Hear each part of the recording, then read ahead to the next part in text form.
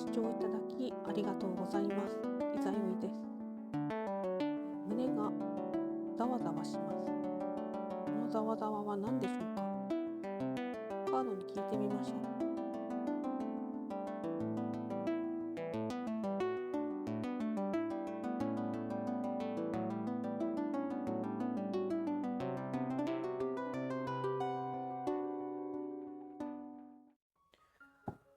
はい、では A をお選びの方、胸のざわざわ、これは何でしょう。ちょっと病院にかかればいいんですけども、病院にかかるまでもない胸のざわざわ、これは何が原因でどうしたらいいでしょう。何が原因ですか。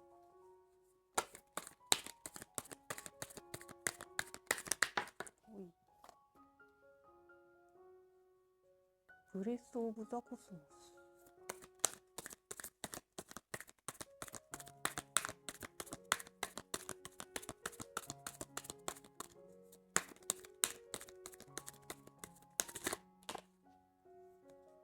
ちょっと3枚は出すぎ。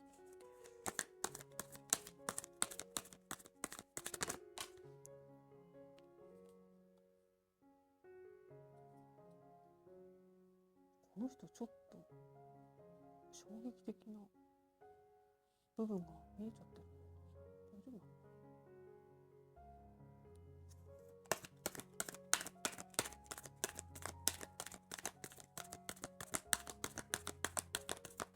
ディープセラー扉、ザ・ゴールデン・チルドレン、黄金の子供たちの門。旅の途中で胸がざわざわしてきました。これは何でしょう。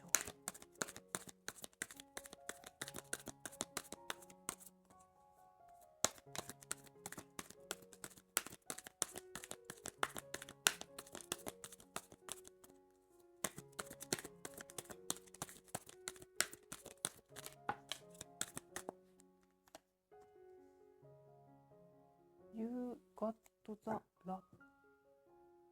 You got the love.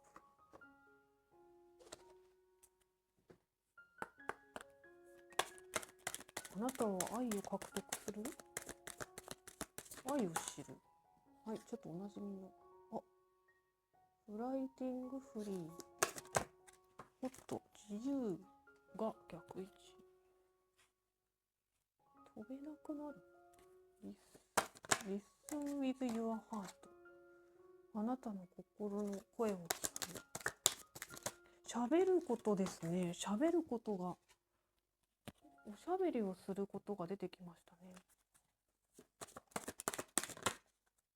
おしゃべりをする。レッティング。あれ、金運の流れがとてもいいです。お？新しい扉を今抜けるところ、城から出るところだから、城から出て新しい扉を抜けて、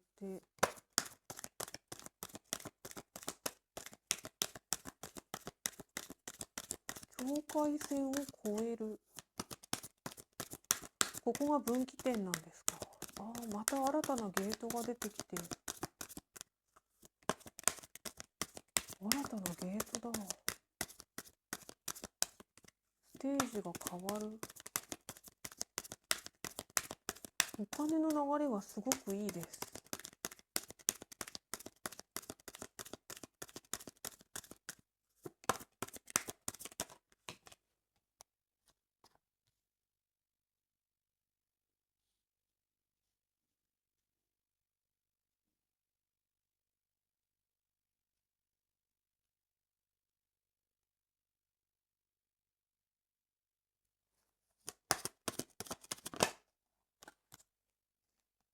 スタンディングフォー生産。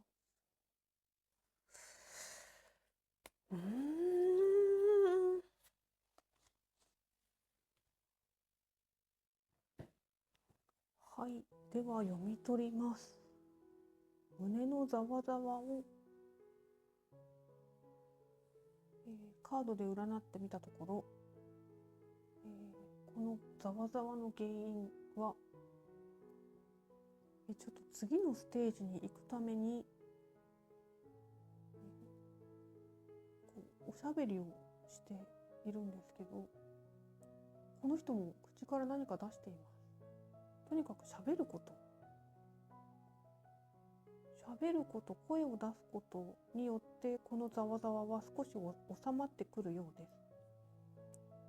で、新たな扉をまた新たなゲートをくぐる方があなた自身なのか周りの誰かなのかはわからないんですけど、多分これはあなた自身を表しているので、城を出て、今度はちょっと次元の違う扉が現れました。で、この扉を進んでいく必要がありそうです。ただこれは障害なのか、自分にとってまたよろしくないことなのかを、聞いてみたところ、豊かさや成功につながるもんなんですね。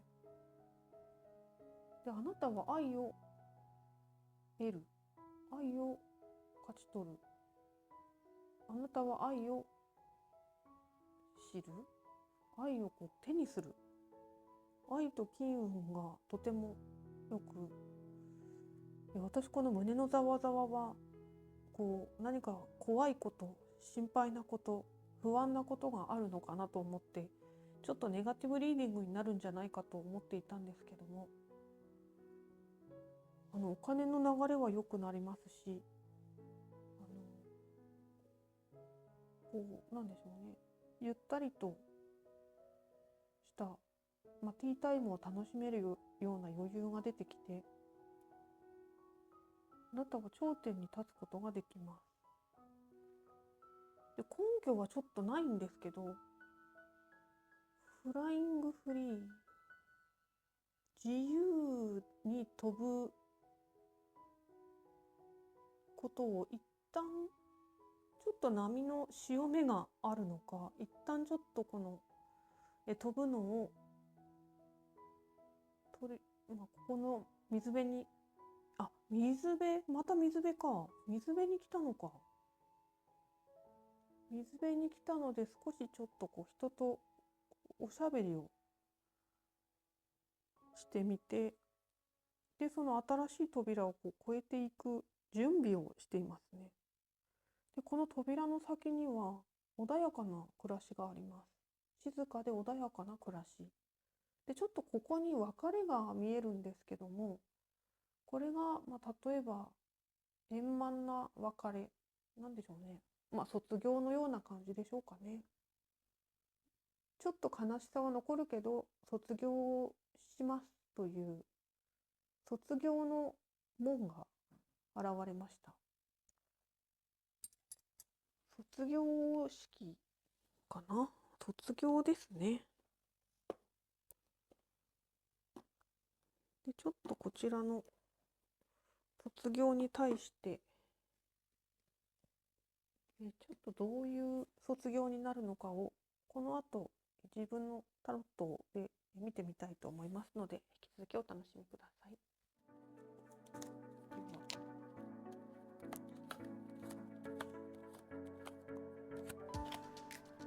はい、ではヘキサグラムでこの胸のざわざわを占ってみます。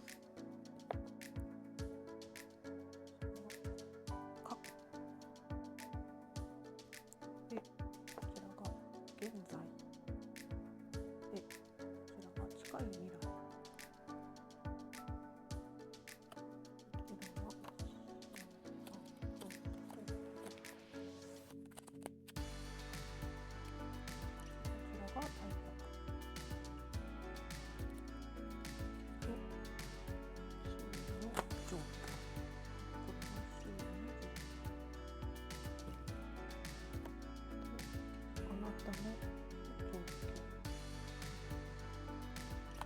最終結果が2。迷いが出てきた。はい。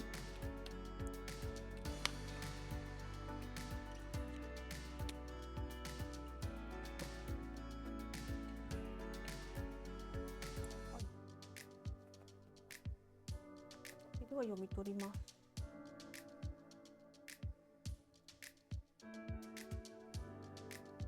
胸のざわざわの、過去の状況。過去、ワンドの2が出ています。あなたは野望に満ちていて、やる気に満ちています。何か叶えたいことがあって、それに向かってやっていくぞという気持ちがここに現れています。で、それに対して今、ワンドのナイトが出ていて、このやる気は本当のものになっています。よく本格的にこれをやっていくぞという力が決まっている状態が出ています。それに対して近い未来なんですが、喜ばしいようなことが起きます。とても人間関係がうまくいって、祝杯をあげて喜ぶような、軽やかなパーティーのようなことが起きます。で、それに対して対策、はいはいはい。で、これペンタクルのペンタクルの6。ああ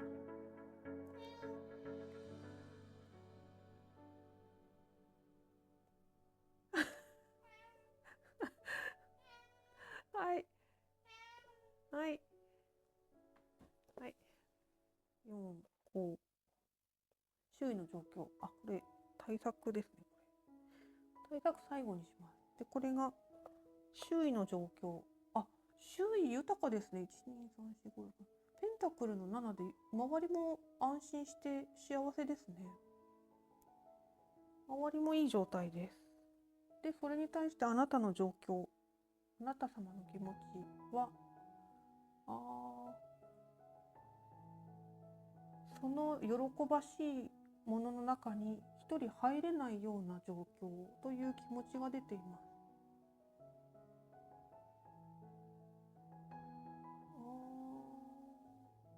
仲間外れにされているような疎外感を感じています。これがもしかするとあなた様が感じていることではなくて、あなた様がここに表現されていて、そのように思っている人を自分の、チームの中に招き入れるような状況が出ています。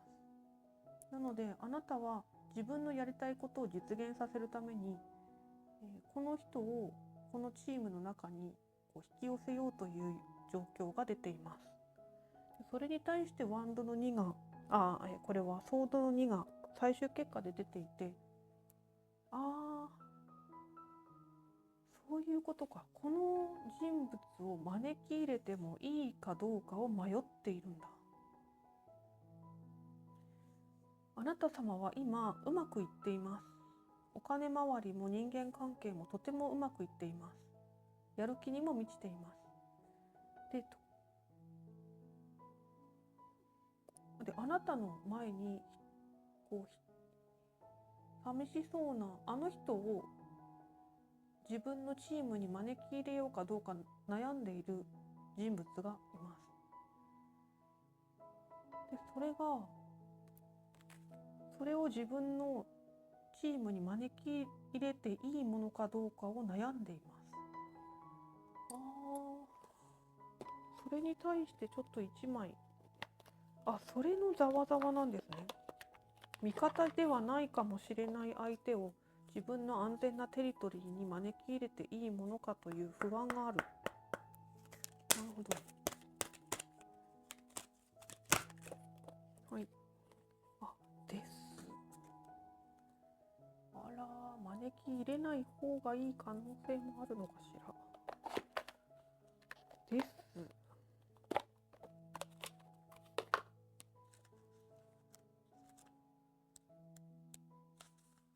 始まりは終わりに過ぎないこと、終わりは始まりに過ぎないことを私は学んでいます。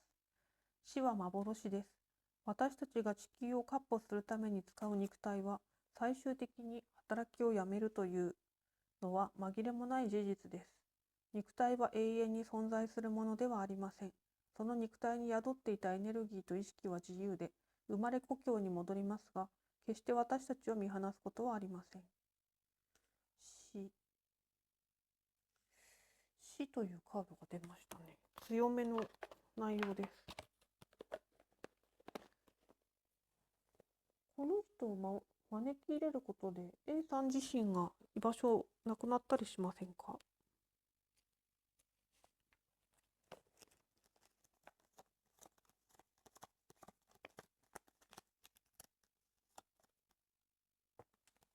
ワンドの3。悪いカードではないですね。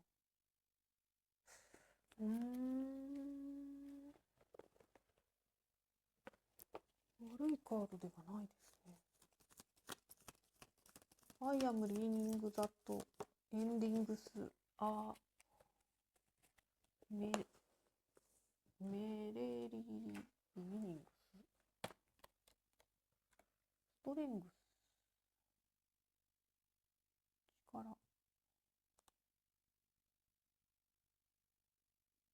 力をコントロールする。力をコントロールする。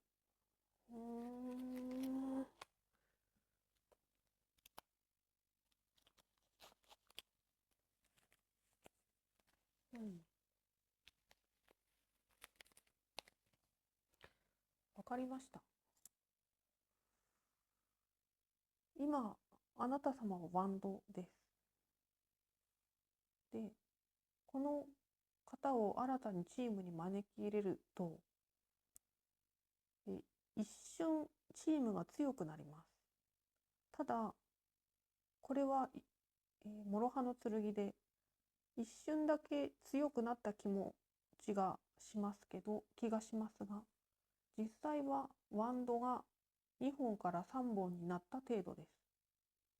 なので、ここで、ワンドだった自分がこの人が来ることによって一瞬ソードになったように錯覚するんですけど、それはあやかしで、実際はワンドが3本に増えたに過ぎないことです。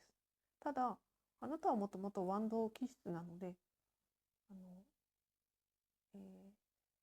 ワンドが1人増えることによって何も悪いことはなく、ちょっと暴走しがちだった力をコントロールできるようになります。で、ここのですが、ちょっと悪さをしているような気がしていて、死の影というか、何かこう、生死に関わるような、そういうことはタロットカードでは占えないんですけども、何かの終わり、卒業、何かの別れというような喪失というものがここに現れています。ただこれはもしかするとなんですが、人生の終わりに向けての何か儀式的なものだとすると、ワンドを2本から3本に増やすということは悪くないんじゃないかなとも思います。で、全体的に悪いカードが出ていないので、なんでこのデスが出るのかわからないんですけども、でこれもまあ大団円というか、あまり辛そうではなく、おしゃれなカードなので、なんでしょうね、いい晩年になるような、そういうようなことが展開されているので、この胸のざわざわは、まあ、ここに至るまでのプロセスのようなものでしょうかね。ちょっと今回、もう一枚だけ出します。対策がペンタクルの6なんですよね。そうか。対策がペンタクルの6なんだな。そうですね。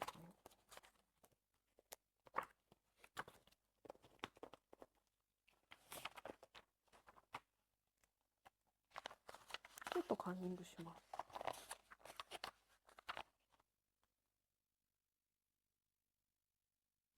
なるほど。そうか。そういうことだ。ああ、そうか、そうか。6対策なので、寄付や、人に分け与えることをしましょうということですね。おそらくこの方を自分のチームに招き入れると、このチーム自体がちょっと鋭利になりすぎるんですね。きつくなってしまうので、その役割というか、その豊かさを少し人に分け与えることによって、ここのきつさが柔らかい温かいワンドの3になるということがカードには展開されています。でそこにこのデスが来ていて、人間いつしか、この世から去るようにはなるんですけど、個人的に思うのは、どのように亡くなっていくか、どのように人生を終えるかというのが人生の目標になってくるような気がしていて、自分が亡くなる時どういう気持ちなのか、どういう状況で亡くなれるのが幸せなのかということを柔らかくここに展開しているように見えます。ですので対策は、少し寄付ですとか、何か自分の余っているものを誰かに差し上げるですとか、そういう何かをお布施じゃないんですけど、何かを分け与えると、このきつさが少し和らぐようなカードが出ています。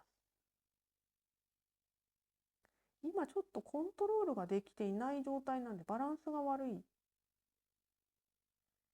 なのでそのバランスを保つために対策として、寄付など少し人に分け与えるといいのかもしれないです。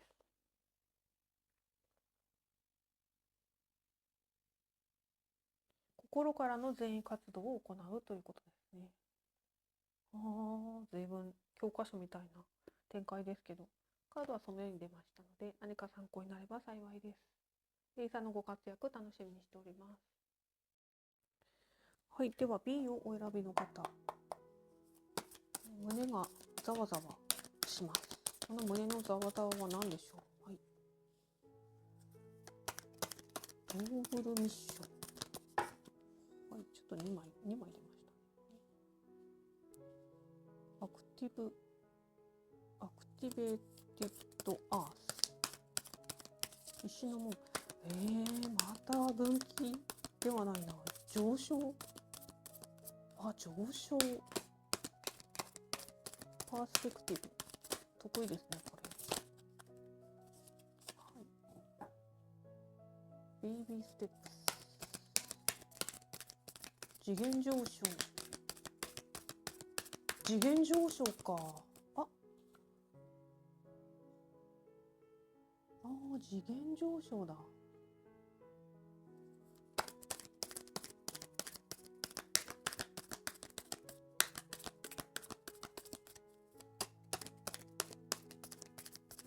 B さんの胸のざわざわなんですか？ B さんの胸のざわざわの原因と対策を教えてください。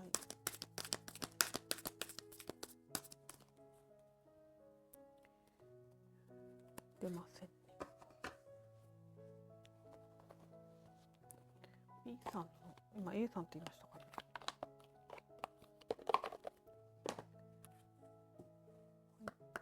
胸がざわざわします。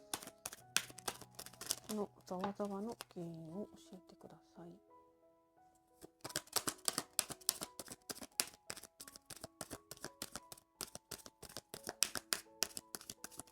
お腹が空いている。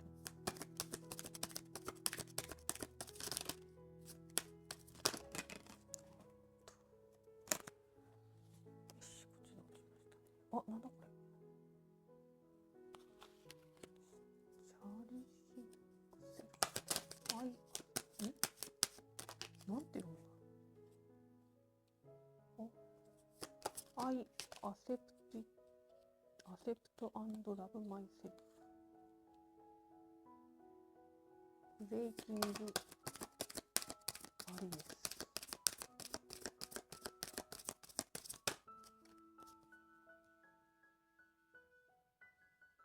メイキングリファレンス。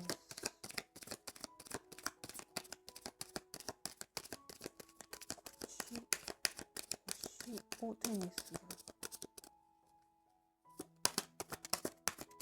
ギフトが届く。ギフト。見えない扉を開ける。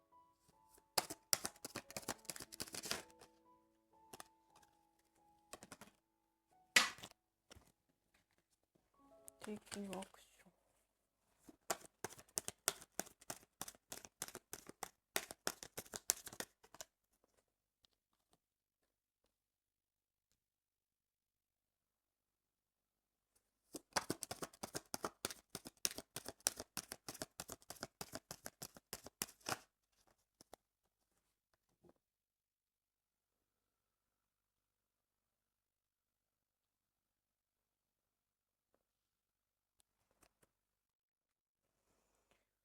はい、では B をお選びの方、B をお選びの方の胸のざわざわを、占ってみます。原因は何なのか、対策は後ほど自分のタロットで見てみますので、ちょっとこれはそれは原因は何なのかをこちらで見ていきたいと思います。見させていただきます。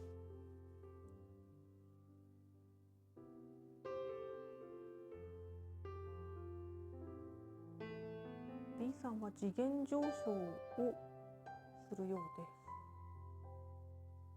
でこのカードもこの先にもう一つ上の段に新しい門ができていて、アーチがあって次元を上昇するためのざわざわのようです。でこれがパースペクティブですので、これ今までだと口があって星がこう下にあって、この状態で出ていたものが逆位置で出ていて、星が上になって口が下になっています。有言実行と言いますか、有言実行することによってあなたがすごく楽になるという、有言実行していくことによって新しい扉が開いて、また新たな展開が始まるというものが出ています。これは今まで自分のお皿の中が空で、まだここにタルトがない状態だったんですけど、ちゃんとここにお料理が出て、コーヒーにもクッキーがついて、プレゼントまで用意されて、お酒もお花もちゃんとここに豊かな状況が現れています。で実際に、今まで水鏡の中にあったこれが欲しい、あれが欲しいというものが実際に形となってあなたの前に現れ始めます。でそれがおそらくその今までいろいろやってきた割には収穫が少なくて、自分の取り分が少ないなと思っていたものがきちんとした形となってあなたの前に現れ始めます。でもう死んでしまったと思っていた、もう枯れきってしまった木だと思っていたものに、スポットライトが当たって、これが生きてきます。死んでいる中に希望が湧いてきて、ここの芽が育つようになります。それがおそらくこの扉を開けるということになりそうです。でこちらも卵の中に眠っていた状態から、ここの2枚がすごく象徴的で、卵から帰って華やかに活躍ができるようになります。でこの、ただあまりふわふわしたような状態になってしまうと足元がちょっと、ただこれどうなのかな、ジョイ楽しめるところまではまだちょっと、純粋無垢に楽しめるかというとまだそこまでではないんですけど、花開くことはできています。でアクションなので、ちょっとアクションを起こすともっとあなたは地に足がついた状態になれますね。そういうことか。今のままだとなんとなく足元がふわふわしてるけれども、もう一つちょっとアクションをしてみると、しっかり自分は地面に立っているぞという実感が得られるんですね。でそれによってあなたのやっていることは加速していきます。で自分が思っているよりも少し楽なようなシマウマに乗って水辺まで来るので、一度これ前の展開でもあったんですけど、これは象徴として、自分の頑張りにさらにこう加速できる何かがやってきて、ここにたどり着くことができるので、何か一つアクションを増やしてみるといいかもしれません。これは私にも言えるんですけど、ちょっとこのアクション起こさなくちゃいけないなと思いながらもなかなか起こせていない現状があるんですけど、なんでちょっとこう人事とはちょっと思えない展開ですけど、ただそうすることによって B さんがざわざわしている、地に足がついていない感じがするということから来るこの気持ちのざわざわが、ここでしっかりと揺るぎないものになっていきます。ちょっとやっぱりこうなんでしょうね、始めたばっかりでどうなるのか不安というざわざわは確かにあると思います。で、とても B さん豊かなカードが出ていて、胸がざわざわとする割にはとてもいい収穫ができたり、こういろんなめでたいことがあったり、宝物が現れたり、新しいステージに歩っていったり、非常に展開はいい状態になっています。ちょっといつどうなるかということを時期は言えないんですけど、時期はちょっと私にはこの展開では言えないんですけど、この後この胸のざわざわに対して対策があるかどうかを占わせていただきますので、引き続きお楽しみください。はい、では B をお選びの方、B のをお選びの方が感じている胸のざわざわについてヘキサグラムで占います。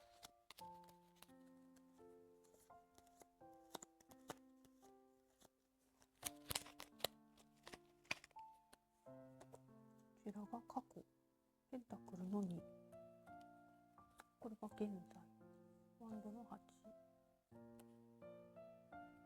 3、近い未来、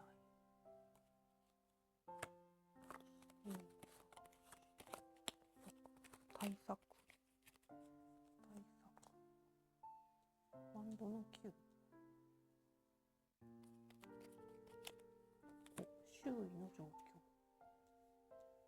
ペンタクルの9、あなたの状況、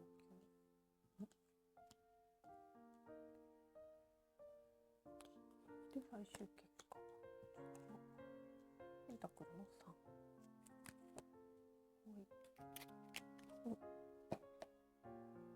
ダイアルカナが少ないですね。あまり意味は強くない展開になっています。B をお選びの方、はい、ではこちらが過去です。 B さんはあまりお金の勉強をしているようです。で、軽いやり取りから始めていて、まだこうコロコロと遊んでいるような状態から始めています。で、こちらが現在ワンドの8です。ワンドの8、ワンドの8か、ちょっと待ってください、ちょっとカンニングします。ワンドの8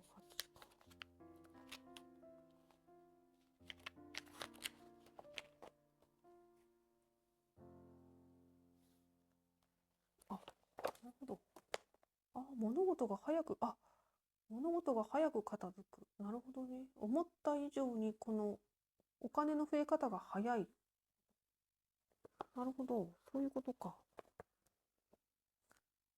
コロコロと転がしていたお金が非常にこう、速いスピードで増えたんですね。それが嬉しいと。はい。で、あなた様の気持ちはやる気に満ちています。やればやっただけお金が入ってくるのですごくやる気に満ちています。もっとやっていこうという気持ちに火がついています。で、これ近い未来がハングドマンなんですけど、逆位置で出ています。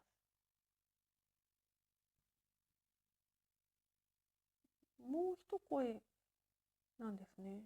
やる気は満ちてるんですけど、まだ足が結ばれている状態なので、この足を自由にしたいところです。B さんの胸のざわざわはここに現れているように思います。で、それに対する対策が、近い未来がこうですね。対策がワンドの9、ワンドの9ですか。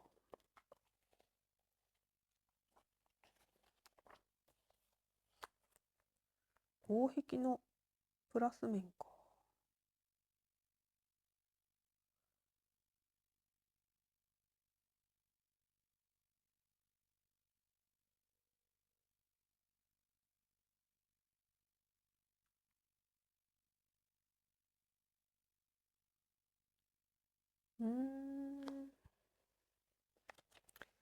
なるほど。で、最終結果がペンタクルのさ、なるほど、わかりました。はい、わかりました。最適化されるんですね。順調にやっていて、突然お金が増えて嬉しい反面、ハングドマンがちょっと気になりますので、ハングドマンをちょっと、ハングドマンの逆位置、苦難。強制的な苦痛を味わい、それに対する見返りは期待できません。報酬のない苦痛や試練にただ耐えるしかないのです。頑張り続けても結果が出ない状態。適正に欠ける仕事を無理に続ける。なるほどね。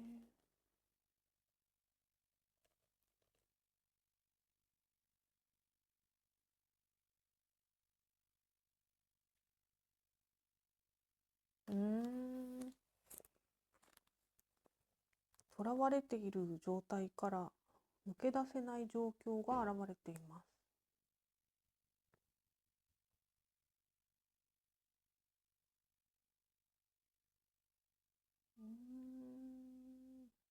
ちょっと慎重さに欠けるような暗示が出ています。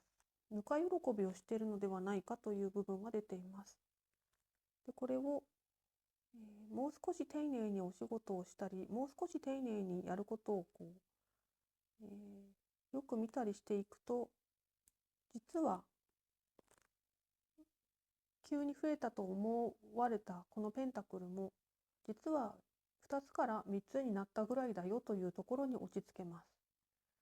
それを見せるために何か試練といいますか、何かそれを思い当たらせるような出来事が起こる可能性がありますが、結局のところ実質2から3に増えるぐらいだよという部分が出ています。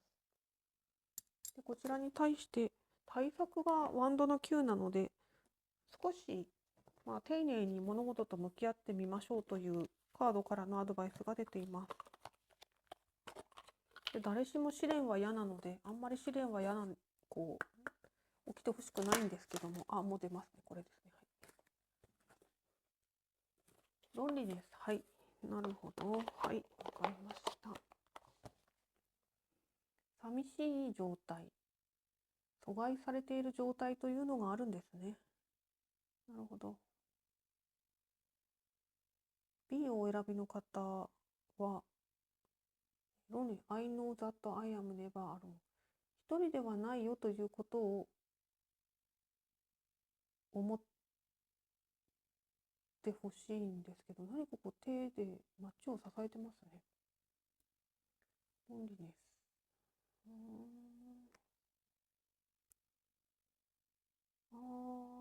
なるほど。ワンドもハングドマンも一人ですね。なるほどね。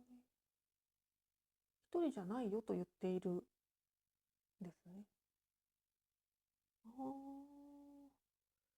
一人じゃないよと。一人で悩むことはないよ。自分は一人なんじゃないかという孤独感によって胸がざわざわしている。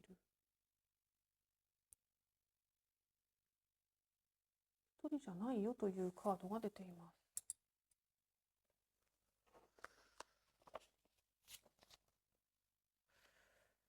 B さんは胸がざわざわしてきたら、何かとゆっくり向き合ってみる時間を取るといいかもしれません。これも確かにそうなんですけど、みんな同じ向きを向いてる中で一本だけ別のベクトルを向いています。で、これは別に悪いことでもなくて、こういうデザインになると落ち着くんで、全然悪くないんですけど、同調圧力ですかね。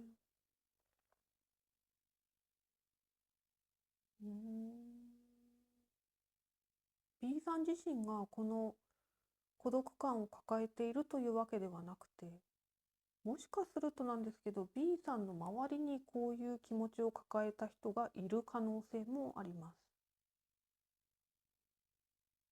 ですので、その人を見て気持ちがざわついているのであれば、じっくり観察をして、浮き足立っている方がいる、もしくは、ちょっと行き過ぎた、でも落ち着いた状態ですので、おそらくその B さんの周りにそういう方がいらっしゃる可能性も見えます。B さん自身はあまりシンプルにその状況を見ているので、B さん自身が動揺することはないんですけど、その方の状態に共感してしまうがあまりにそういう胸のざわざわが起きている可能性があります。ですので B さんにできることは、しっかり観察すること、自分の気持ちの状態、その特定のざわつきを感じる人の状態を、ちょっと遠目から俯瞰して見てみることを推奨カードは伝えています。はい、では B さんのご活躍楽しみにしております。C をお選びの方、胸がざわざわします。その原因と対策を探っていきます。はい、早い。まず原因ですね。アーススクール。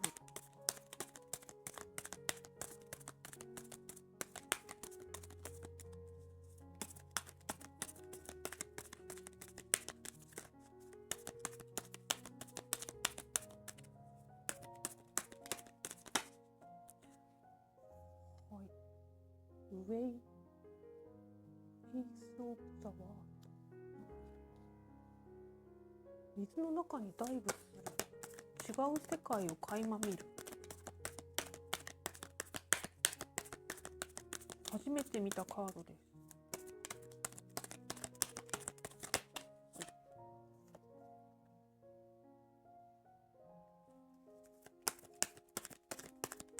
目をつぶってますね。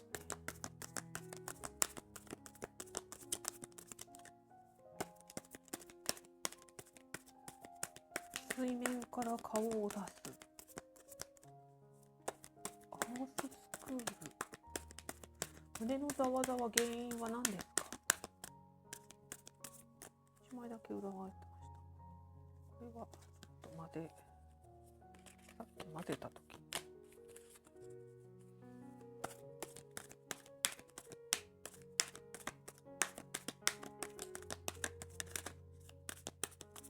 C をお選びの方。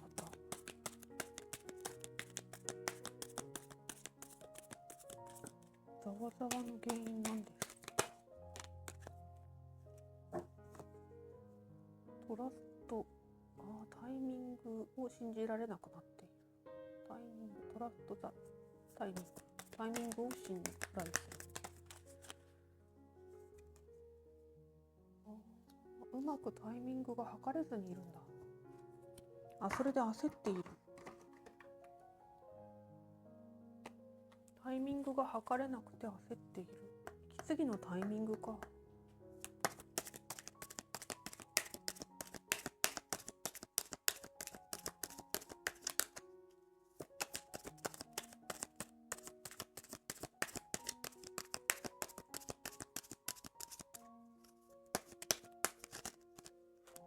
潮が引くタイミングを見計らっているんだ。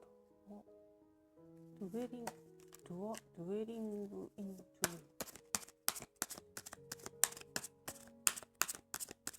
第三の目が強調されてますね。第三の目で見れるのは内面。外に影響を及ぼすには第三の目では足りないんです。三日月からの脱出。Being the flow。流れに乗る。乗っている。流れに乗っている。嬉しそうに歌ったり踊ったりしてます。ライトを片手に収穫じゃないな。今芽吹いている最中ですね。なるほど。はい、ざわざわしている。C さん胸がざわざわしてます。原因は何でしょう。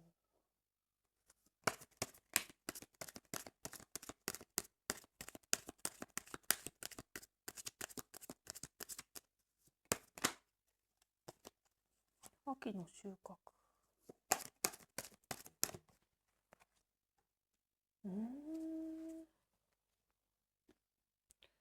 C さんとってもいいですね。胸がざわざわしているのは確かに本当で、胸がざわざわしています。過呼吸というか息継ぎがちょっとうまくできていない可能性があって、ちょっと損失というか辛いことがあったのかもしれません。現状は悪くなくて、種を植えて今育っている最中です。で、真実はあなたの胸をざわざわさせているのは、真実 I stand in the light of truth。あなたにとっての真実を見たときに、ざわざわしていて息継ぎをしている。目をつぶってるんですよね。あ、目を開けて真実を見る。違うな。目を閉じて見えないものを見る。感じること。芽吹きの空気を感じること。アウェイキングアンチェントウィズダム。ディープインナーノーウィングイズエマージングウィズンミー。流れに乗っている。You biz flowing with your biz。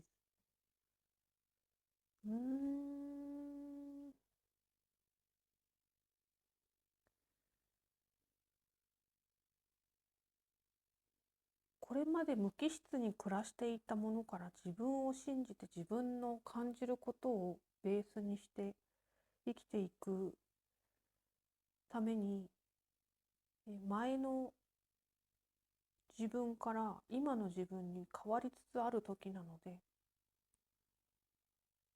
作物も芽が出て、そこから育っていって収穫になっていって、種から植物にメタモルフォーゼをする時のざわざわがあるんだと思うんですね。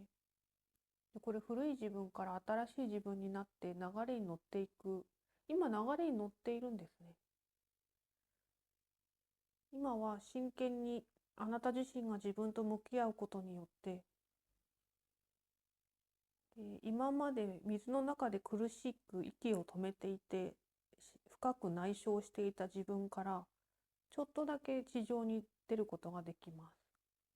そこで今まで息を止めていた苦しかった時期の分、これも土の中の暗い状態から芽が出ています。これもどこかの世界からちょっと芽が出るようにニョキッと出ています。なので自分の中の深い内省から少し芽が出始めています。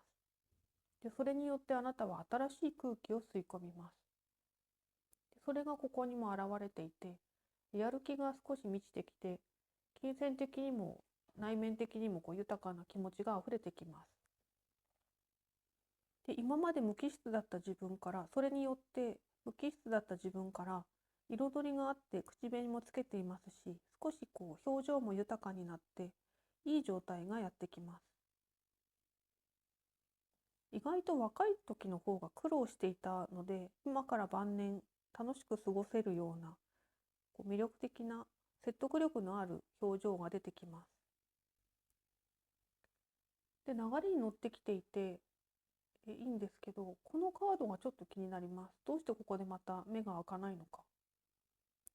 でこれがフライングフリーなので、自由に飛ぶことができなくなっちゃうのかなという部分が出てますね。これとこのタイミングが信じられないというのがざわざわの、この辺が多分ざわざわの原因になっていそうです。My soul sings with joy。 楽しめない、自由ではない、楽しめない、トラスト、自分のタイミングを信じられない、You are not able、 孤独ではないことを信じられない。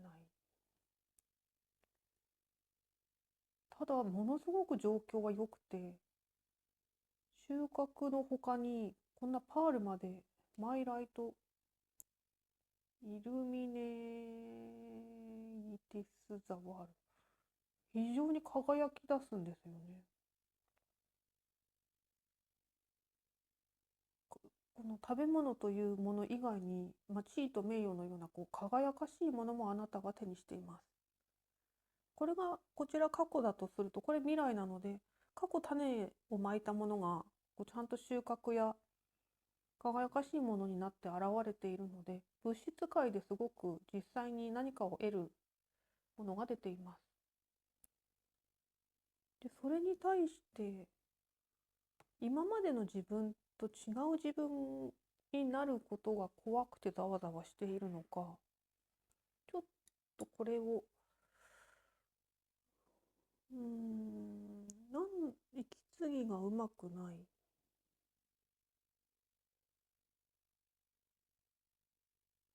生と動か。生の状態、動の状態、生の状態、生の状態、動の状態が極端なんですね。一定のペースになっていないから、例えば、動、動、動、動、動、生、生の状態、動、生、動、生、動、生の状態、動、動、動、生、動、動、動の状態、いろんなパターンがあるとして、あんまりペースをつかみきれてないので、ガタガタしているように見えます。で、息継ぎのタイミングがうまくつかめていなくて、それがざわざわの原因になっているようです。自由な時間があっても自由をどう楽しんでいいかわからない。楽しんでいい時間に楽しめない。やらなくてはいけないときに、ちょっと、内面の方に寄ってしまう。なかなかバランスが、なんでしょうね。リズムが取れていない状態が出ています。それが C さんの感じている胸のざわざわの原因になっているようです。ただそんなことをしながらもしっかりと収穫はできるようなので、もうまいた種がしっかりとたくさんあるので、これ秋になったら収穫できています。で、この秋も象徴的な秋なので、いつかはちょっと実際にもっと早い気はするんですけど、これはやっぱ秋でしょうね。このパールがこのような状態になるのも時間はかかりますので、しっかりとまいた種は実がなりますので、そこは安心していいよというカードからのメッセージが来ています。慣れていけばリズムもつかめると思うので大丈夫だと思います。はい、では引き続き対策についてヘキサグラムで占いますので、引き続きお楽しみください。では C をお選びの方、胸のざわざわの対策をヘキサグラムで占います。これが過去、過去損失した何かを失った記憶があります。これが現在、これが近い未来、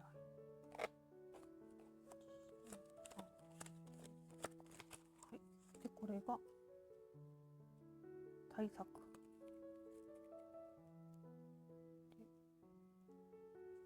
これがこですね、周囲の状況、こちらが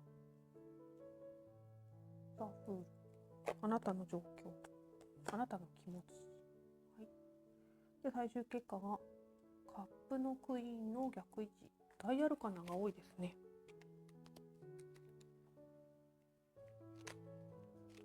大アルカナだと意味が強めになります。はい、ただタロットカードは大昔のカードなので、ちょっと今の時代と、今の時代よりも極端な象徴が多いので、意味を薄くするために小さくさせていただきました。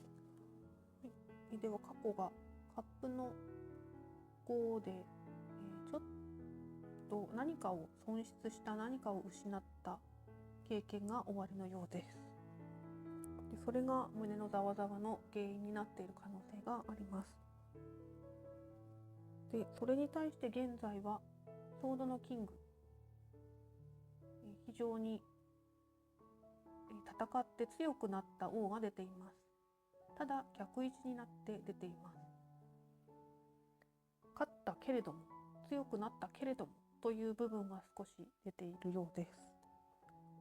で周囲の状況が相手の状況や気持ち、これがソードの5が出ています。周囲はちょっとゴタゴタしてますね。周囲が非常にちょっとなんでしょうね、喧嘩じゃないんですけど、何かいざこざが起こっています。で対策がここに対策ちょっと後ほど。であなたの気持ちとしては、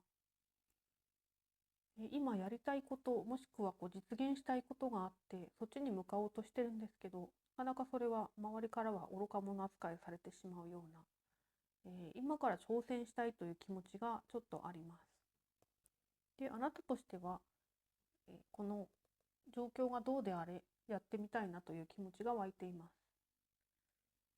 でそれに対して最終結果がこちらなんですが、カップのクイーンの逆位置が出ています。対策にペンタクルのキングが逆位置で出ています。カップのクイーンの逆位置なんですね。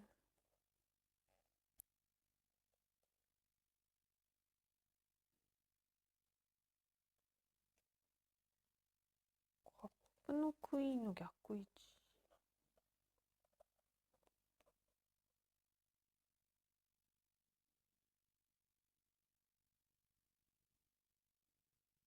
うーん。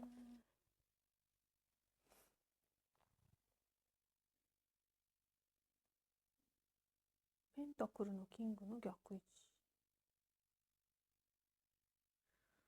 おそらく C さんの胸のざわざわは、達成感というか、何をやってみてもこの喪失した記憶が引っかかって、お仕事がうまくいったり、自分のプロジェクトというか取り組んでいることがうまくいったりして、それに伴う争いというか、争いで勝ち取ったものがあったとしても、で物事が叶っても心が満たされないんですね。空虚な感じがどうしても残る。金持ちになったけれども、愛情豊かになったけれども、ジャッジメントがいつも逆になっていて、何かを達成した後に達成感があまり得られないんですね。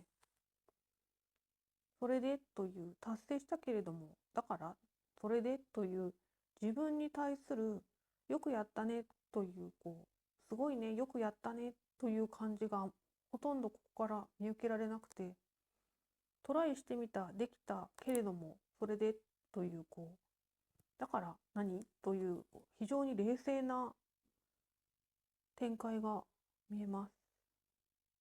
もともと私自身もちょっとそういうところがあって、スチューデントアパシーっていうんですか。今もうスチューデントではないですけど、あんまり物事に対してやったとは思うんですけど、それでって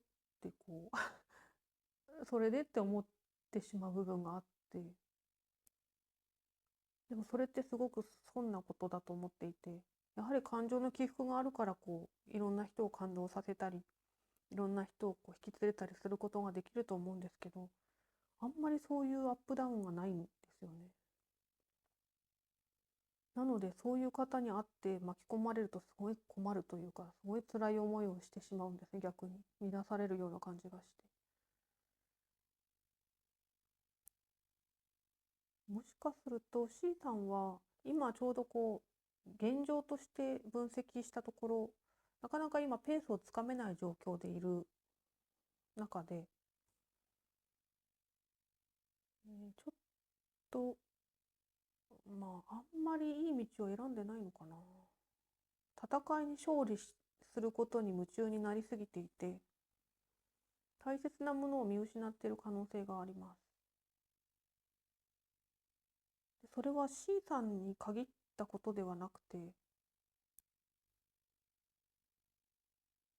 ただこのザ・フールがちょっと希望があるので、もう一枚だけ出させてもらいます。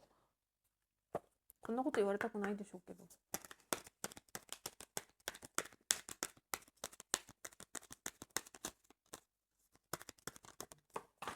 い、出ましたね。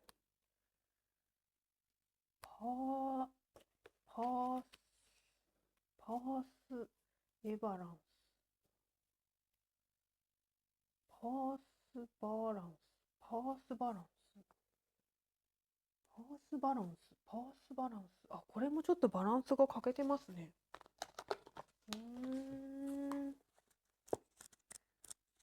ースバランス。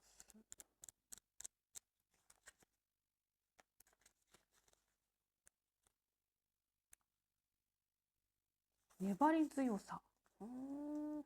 私はやろうと心に決めたことは何でも成し遂げられることを知っています。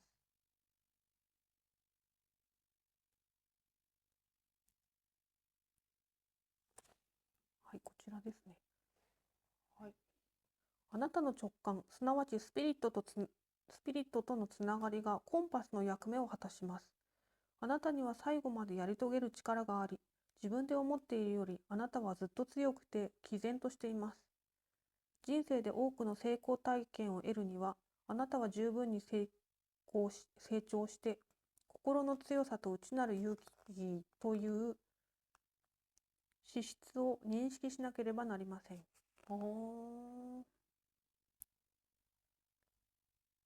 人生は単なる成り行きで起こるのではなく、私たちが作り出さねばなりません。この人間の学校では、私たちは他人にどう思われるかを気にするあまり、困難に思えることを敬遠してしまいがち。私たちは失敗や馬鹿にされたり、著しくない結果に終わることを恐れるのです。さあ、今こそあなたにふさわしい変化を起こし、自分にできそうだとは思ってみなかったことを一か八かでやってみるときです。なるほど。器用なんですね、C さん。C さんはすごく器用で、やろうと思えば何でもできてしまうようなところがあります。で、そこで初めてここで、ちょっと自分の今までにない道を歩んでみようかなという気持ちが湧いてきています。それがやってみましょうというカードが出ているので、今まで自分にできそうなことをやってきた中で、そのできそうなことも他の人にはできないことなんですよ。でも C さんはちょっとできてしまうんですね。あんまり苦もなくコツをつかんで。で、それによってあまりにも C さんがうまくやれるものだから、周りの人たちが私にはできないのにということでこう脱落していくような状態があって、でも最終的な達成感があんまりないんですね。で、今度はそういうジャンルではない、本当に自分が未開拓の部分なことをやろうとしているので、これがすごく私は大切にしたらいいと思います。で、このフールがやってみたらいいですよという、そこで達成感というものではない、何かこう、これが例えばやっぱり25メートルプールを泳ぐようなことであったとしたら、本当に大会に出るではないんですけど、これをやってみたらどうですかという提案がカードから来ています。達成感を得るというよりは、やりたいことをやってみるということで、後ろに幸いワンちゃんもいますので、危険があればワンちゃんの声をよく聞いて立ち止まればいいですし、ただそれが I know that I can do whatever I set my mind to なので、C さんにとって少しカンフル剤になるんじゃないかな、これが。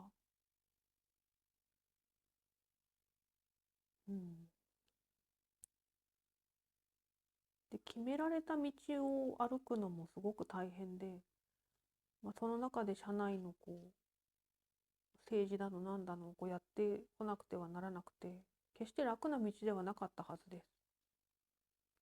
でもその中でキングやクイーンになっているんですけど、すごく虚無感というか、だからというところがすごく出てるんですね。